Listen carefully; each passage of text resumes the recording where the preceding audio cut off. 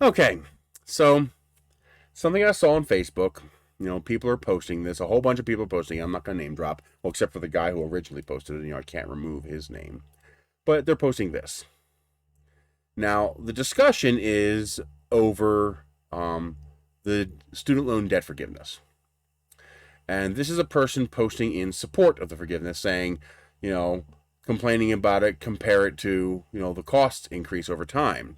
And that this is why we need to do something about this. We need to fix this problem, and we also need to provide relief. Because the people who are complaining had to deal with a different set of problems than the people have to deal with today. And those people who are complaining refuse to recognize that this problem exists. They say, well, I did it. Well, no, you didn't do it because you didn't have to pay these numbers. You didn't have to pay $45,000 for a 4-year tuition. You didn't have to pay $32,000 to have a baby, and you didn't have to pay $345,000 for a house. But these numbers are wrong. Okay, you have to remember that when you change years in inflationary currency, you effectively have a brand new currency, almost monthly. Basically, you have a new currency every month. But to keep our brains from exploding, we treat it yearly. So just like you have to convert currency when you go to loonies in Canada, or pounds in the UK, or Deutschmarks in Germany, or won in Japan, or yen in Japan, and won in China, you have to convert from US 1968 dollars to US 2022 dollars. Because it wasn't $1,200 for an average 4-year tuition in 1968. It was actually $10,000, because $1,200 in 1968 is exactly the same, for the purpose of the discussion, as $10,000 is today. So while his numbers are wrong, his message is clear. And if we want to effect some sort of a change, the first thing we have to do is get our facts straight. Because if we don't get our facts straight, they're going to tear us apart just by nitpicking our facts. So while the message doesn't change, it's important that we use the correct numbers. And let me tell you, it's still pretty bad. So a 4-year tuition in 1968, when you adjust it to today's dollars, was $10,000. Average 4-year tuition today is $45,000. That's a 450% increase. Cost to have a baby in 1968, it was actually $3,500 when you adjust the currency.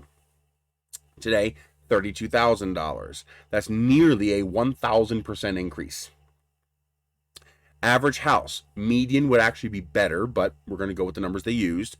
1968, it was $210,000. Today, it's $345,000. Nearly 165% increase. It's like 164.4. Now, here's the real ball kicker. Are you ready to have your balls kicked? I'm about to kick you in the balls. I'm about to kick you in the ovaries. And I'm going to kick you hard, and you're not going to like this. That's not enough. It's not enough to recognize that tuition is 450% more, having a baby is 1,000% more, and a house is 165% more. You also have to factor in income. Do you know what minimum wage was in 1968? It was $13 and, well, did I get that right? $13.62. Minimum wage in 1968 was $13.62. Don't believe me? There's minimum wage in US 1968 dollars.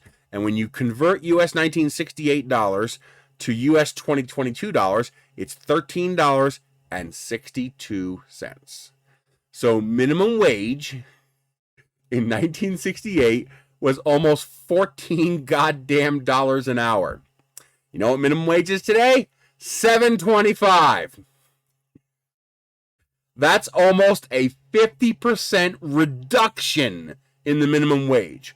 We've actually reduced minimum wage by almost 50% over the last 54 years. Reduced it, while increasing the cost of living by 200 to 1,000% across the board. And you wonder why people are struggling, and you wonder why people need debt forgiveness. And you say, well, that's just minimum wage. Nobody makes minimum wage. That's actually not true. As the years have gone on, more and more and more people make minimum wage. So if minimum wage is $14 an hour, how much of the population do you think makes minimum wage? Because remember, minimum wage in 1968 was $13.62. Do you know what the median per capita income is? This is the real ball buster. Prepare to have blue balls. Prepare to have your ovaries not releasing eggs for a while because you're going to be hurting, okay? You're going to be hurting bad, okay? Get ready to grab those balls and ovaries because here it is. Median per capita income today is $35,000. Median per capita income in 1968, $65,000. So not only have we cut minimum wage by almost 50% in the last 54 years, the median income for the entire country, that means 50% of the whole nation, is now making almost half what 50% of the nation was making in 1968, 54 years ago. In fact, in 1968, 50% of the nation, the 50% mark, meaning the people at the 50% mark, are making what would today be closer to the 60 to 70% mark for the whole country. Closer to 65 to 70%, probably right around 70%. Meaning median per capita income in 1968 was better than what 70% of the country makes today. This is laughable. This is absolutely batshit insane. How do you explain this away? Oh, not everybody pays minimum wage, so we use median per capita. That means 50% of the country today makes less than $35,000. While that number in 1968 was $65,000. What would that equal? Hang on. Oh, this is going to be interesting. 13.62 times 2,000. $27,240. So, let's run the numbers on this. 35,000 divided by 100 gives me a factor of 350. So 27,240 divided by 350.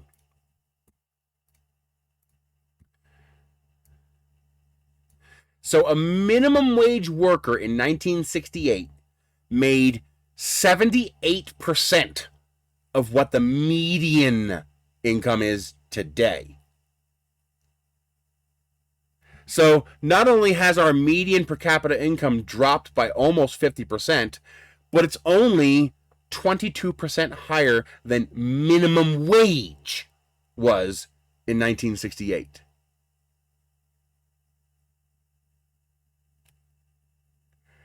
Hello? I mean, here's all the numbers for you. There you go. There's all the numbers. I could probably make that a little bit bigger. Yeah, maybe a little bigger. It's not letting me make it any bigger. That's the biggest it'll let me make it. There you go. Okay. Here's your tuition. These are all inflation corrected. So these are all in the same units of currency. How did I get this? That's because median income in 1968 was, I think it was $6,600 or $6,700. Yeah, I think it was $6,700. No, it wasn't. Hold on, let me find out. $7,700. I'm sorry, it was $7,700 in 1968. $65,555. So it's actually higher. It's closer to 70,000 than it is to, or 66,000 than it is to 65,000. $65,555. Okay. Try arguing with these numbers. Go ahead. I dare you. You just try and argue with these numbers. I mean, if you don't see where the problem is after seeing these increases and the fact that both median and minimum wage are actually down by nearly 50% compared to 54 years ago, you are part of the problem. You are part of the problem. People are fighting for $14 or $15 an hour. That's not even a pay raise. That's not even a pay increase. All that does is undo the pay decreases from 54 years ago. That just restores us to where we were 54 years ago. That's not even a pay increase. If you get $14 an hour, that's not a pay increase. That's minimum wage. That's literally minimum wage. Because minimum wage was $1.60, which converts to $13.62 in today's dollars. So if we increase the minimum wage to $14, we wouldn't even be raising it. We would just be restoring it to what it was in 1968. But we don't have a problem, right? Right? I mean, it's laughable. It's laughable that conservatives can even have this discussion. It's like, how do their brains even compute? I mean, how do they process data and come to any other conclusion but this? I mean, go ahead, argue these numbers. Explain to me how you would argue these numbers. And before you say, well, in 1968, median income was household income. Excuse me. In 1968, median household income was one wage earner. Something like 85% of mothers did not work. Okay? So median, the reason they didn't have a median per capita and a median household income in 1968 census data is because there was no difference. Median household income is median per capita income. Because the vast majority, like over 80% of households in 1968 were single income households. So median household or median family income in 1968 is median per capita income. For all intents and purposes. If you took the 15 to 18% of families that were multi-income, it wouldn't even budge the needle. The needle wouldn't even flicker. You know, it might end up being 64,000 instead of 65,500, which would be an irrelevant difference. So go ahead. You argue those numbers. I would love to see you try to argue those numbers.